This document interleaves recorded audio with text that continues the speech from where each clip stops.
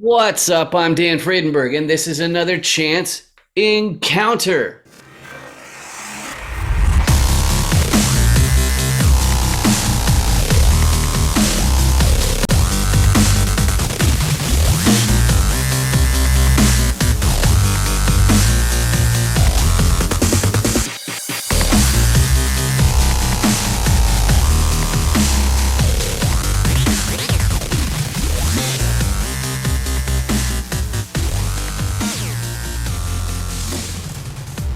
I'm joined today with Michelle. How are you doing today, Michelle?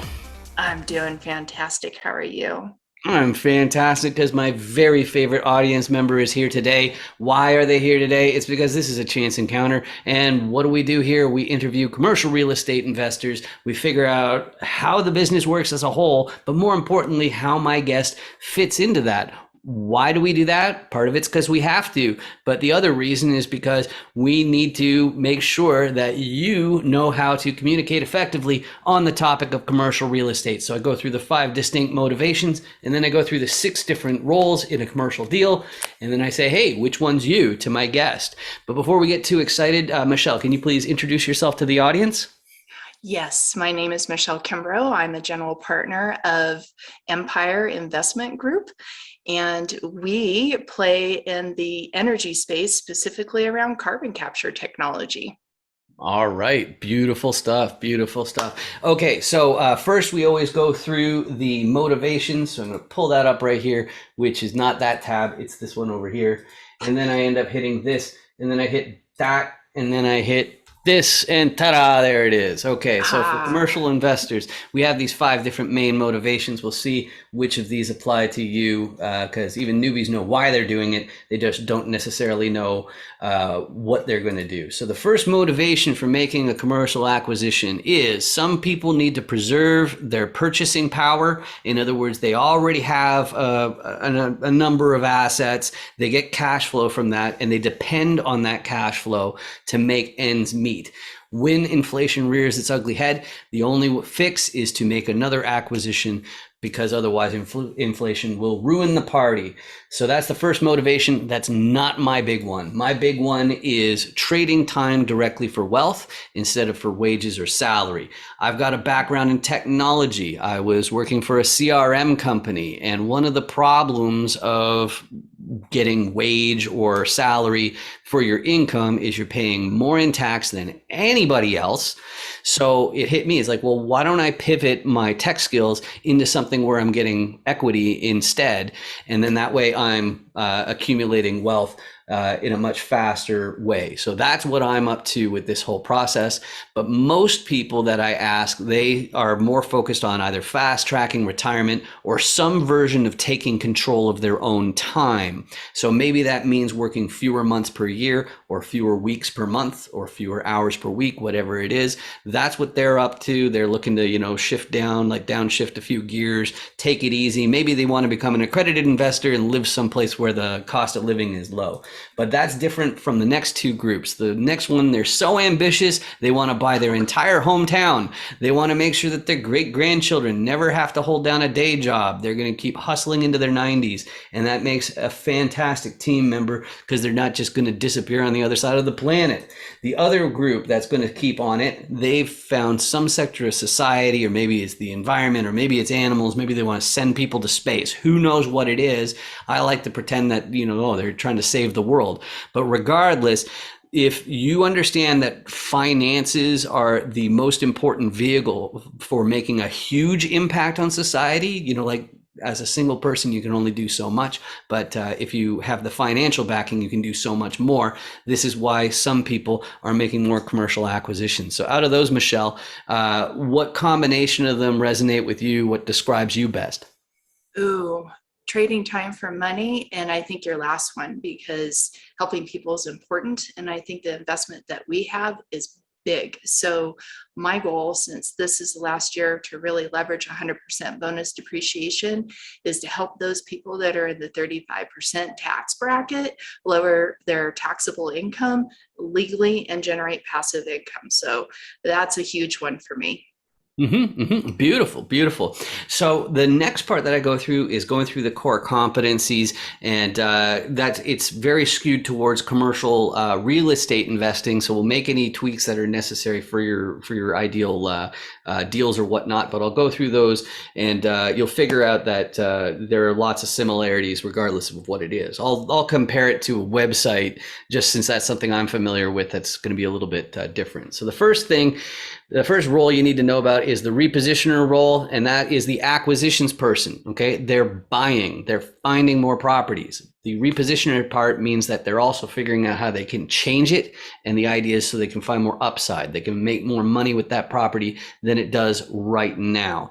And how do they do that? Well, first, there's a fancy word for it. It's called underwriting, and it means they're just doing the math. They're finding out, is this building actually making what they say it is? And what are those ways that they can get ahead? And the main tools that they have in their tool belt to get more upside, the first one is more efficient operations. So you stop the waste, you stop the Benjamins from going down that toilet there. There's more to operations than just unclogging toilets, especially if you're in a web-based business, as I was saying. It might be that marketing is the piece. Even in a physical building, you have to have a marketing piece, which is one of my fortes. And the purpose of that is to make sure that the vacancy rate stays low. But there's right now, operations probably isn't going to cut it as far as fetching enough upside. So often the repositioner also has to have a contractor team. In other words, they have to build some new stuff, or they have to do a value add of some sort. In other words, renovations, using nicer materials, nicer appliances, that sort of thing. And the reason why they're doing that is because then the tenants will actually pay more in rent with a smile on their face. So you got to get those contractors in there. But if the person who's basically the brains, the visionary, whatever, the repositioner, if they are from the internet like I am, they got a big problem. They're going to need boots on the ground. They're going to need somebody nearby. Fortunately, internet businesses don't actually have to worry about that unless there's a physical asset. But the local is the person who makes sure that the contractor team uses the proper materials, doesn't cut corners, keeps the schedule. And then it's fairly similar for what they need to do for operations, just making sure that they're not sloughing photos of the progress and whatnot. And those are what usually people think of as the owners of the business if they are a tenant. But of course, it's not that simple. The financiers, they're going to be involved because they're worth a lot of money. So you got to go to a fund manager or a bank or mortgage brokers, whatever it is. And the financiers are going to want to know one thing that I haven't mentioned yet, which is who's your sponsor?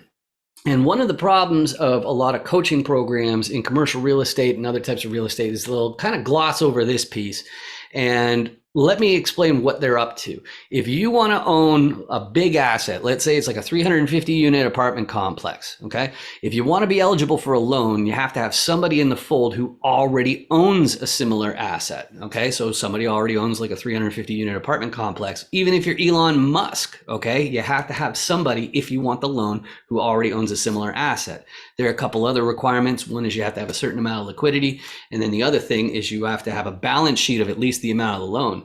But if you have all of those pieces, you've got yourself a commercial real estate deal. And that's very similar to other types of investments. So out of those different pieces there, like what are your core competencies that you contribute for people, Michelle? Sure. So operations, because that's my background, but I'm going to throw a new one in there for you, and that's strategy. Yeah. Right. Right, exactly. So it's ongoing strategy. So like I'm that's a little bit of a repositioner thing because they have to understand the different things they can do with the properties. But just so that we're 100% clear, you mentioned like environmental things, and just so I'm clear on that part, when somebody invests with you, where exactly is it going? Is it picking up commercial properties, or is it just like repositioning, or what exactly? Where's the energy part fit in? Yep, exactly. So we have carbon capture technology equipment that we purchase, and we have contracts with large oil companies working in the West Permian Basin. And so when somebody invests with us, they're actually helping purchase the acquisition of the equipment. Mhm. So that's where the fundraising comes in. And then we have leverage. So we have a note so that we can create that GP position in the first year for the investor so that they can leverage the bonus depreciation and reduce their taxable income. Plus, they get $10,000 a quarter in a preferred return for 7 years. So it's not a bad deal. Yeah, yeah, yeah. That's really excellent. Yeah. So that also gives some insight as far as ideal people to reach out to you. One of my favorite things about commercial real estate in general is that because it's multifaceted and nobody can be all of the sides all of the time, we have to specialize. But one thing that we each have is a unique set of abilities that'll help some other specific types of investors or players in commercial real estate. Me personally, because of my marketing background in the tech, I'm better suited to help the sponsors and KPs. They already have systems in place that I can automate and make better, improve, different things like that. But without breaking any SEC restrictions, as far as who you can help, like maybe it's beginners, intermediates, people who are already advanced. Can you describe the person that you can help more than anybody else in commercial real estate? Yes, I do. So my avatar is specifically professionals that are in a 35% or plus tax bracket Mhm. that is looking to reduce that liability. And also they would like to create some passive income. So primarily because I have a healthcare background of over 25 years, I have a lot of physicians, surgeons, dentists, CPAs that I work with that fit that avatar for that profile.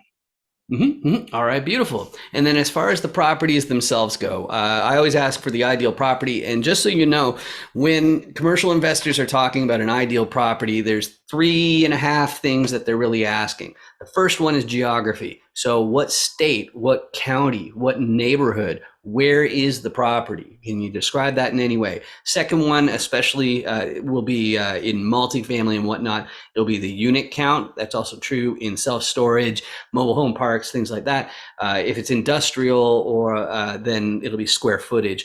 But that unit count is usually what we want to know. And the third one is the class. And unfortunately, they use the same word, class, for two different things. One of them, it's the condition of the actual building. So is it beat up or is it immaculate? Okay. And like the lowest would be like a D, the highest would be like an A plus, just like in grade school. And then as far as the other meaning of class, it would be the area that it's in. So how close is it to good schools? What's the crime rate like in that location? So Michelle, as far as the next property that you're eager to pick up, what you looking for? So outside of the carbon capture investments, my niche is also warehousing, Mhm. large industrial storage, and self-storage. So currently I am looking in the South Carolina area and those corridors that feed north and south and then into Georgia, close to ports, rails, airports. And I'm looking to spread into areas that will support that. So areas in the Carolinas that are growing with growth. So Mhm. because people need a place to put stuff.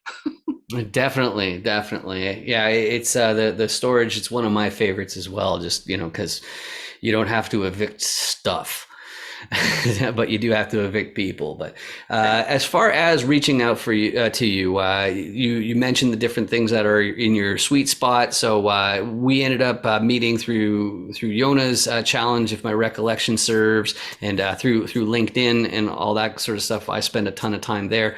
Is LinkedIn the best way to reach out to you? Or is there a website that's better, or email, phone? What? How should people reach out? All the things. So yeah, LinkedIn is good. I always accept new people because I love talking to people about what we do because it's very unique market that we're in with the energy. Mhm. You can also email me at Michelle, Michelle at Empire. That's EMPR investor.com. And we have a website that is also the same thing, www.empireinvestor.com, where you can learn more about what we're doing. All right, beautiful. And that leaves only one more thing, which is actually for you in the camera, which is I want this is a very serious matter. Below my left hand, if you're on a phone, it's this big ugly red word that you got to look out for. On a desktop, it's even worse. It's this big, ugly red button. It says subscribe, and I want to get rid of it. The only way to get rid of it is you click on it and it turns gray. And then that way it means YouTube pays for these videos instead of me. That's better, right? And it's totally free. It doesn't require a credit card or email address or any of that silliness. And all it really does is it means that my videos might show up on your list of suggestions, but you can go ahead and disregard those because you've already done me an enormous favor by watching today, especially if you ended up hitting the subscribe button. But that's just like Michelle has done me an enormous favor today by joining me. This has been fantastic getting to know you, Michelle. Oh, you too, Dan. Thanks so much for having me. Awesome. Thanks. Make sure you 506B me. Any syndicators, make sure you 506B me. Hi. Oh, hey, yeah, here's my code. You got your QR code scanner? Okay, yeah, oh yeah, just hold it right in the square there. Okay, cool. And now you hit open in browser. Okay. Okay, are you already logged into 506B me? Yes. Yeah, okay, cool. Yeah, so there's my video. So now I'm already on your watch list. So when you get back to your hotel, you can find out what my core competencies are and my level of sophistication. Sound good? Yeah. I love your hat. Real estate's a scam. That's really funny. Yeah. That's funny. Nice meeting you. You too. 506B me, everybody.